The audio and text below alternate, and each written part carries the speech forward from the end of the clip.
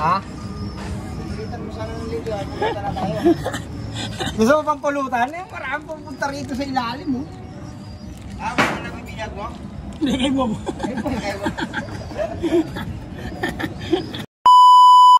Ayo par, ano yan par? Yan par, may lalabas na naman yung pagiging veterinaryo natin par.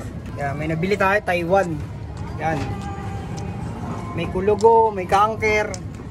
Yung isa may one eye cold par. Nabili natin ng 500 yan. Yan par. Pero meron yung stamp. Ayan par oh. May stamp. Yan par. Ayan oh. 500 isa. May stamp niya par.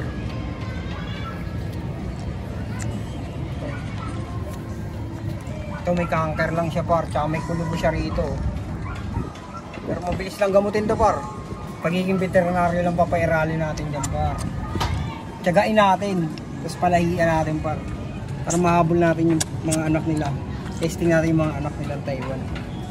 Parhen tsaka kakto par. Yan. Ano ginagawa mo dyan par? Gandaanin natin pagtanggal yan syempre. Habang inaalalayan natin ang gamot. Parang di nila nalulunok par. Kasi nalulunok nila yan par eh.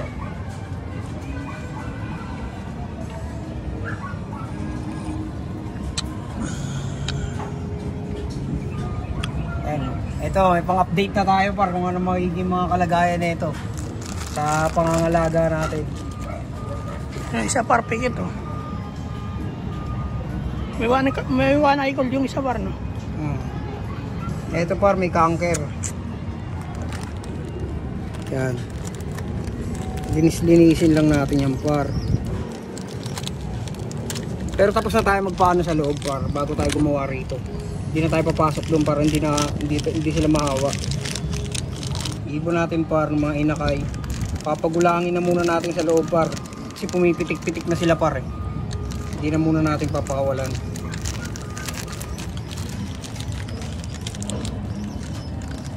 Ano na yan?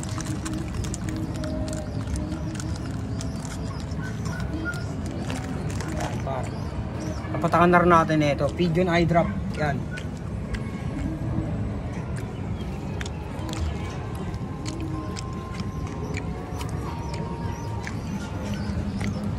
Tanggal one eye cold ba yun par?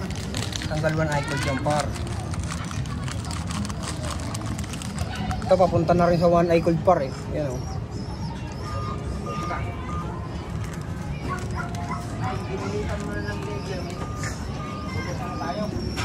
Rod, magano tayong pampulutan dyan.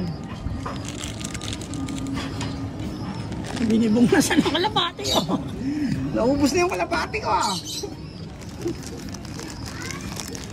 Yan par mga gamot niya pa. Kanker tsaka Doxy Plus. Pagbili ng ibon, rekta gamot. Siyempre. Nagplanuhan ko na yan kanina pa. Bili natin yan par sa may ano. Nakita ko sa Divisoria par. Maraming kasama yan. Dito lang yung mga panggamot nila pa. Panggamot panundot. Panggamot panundot.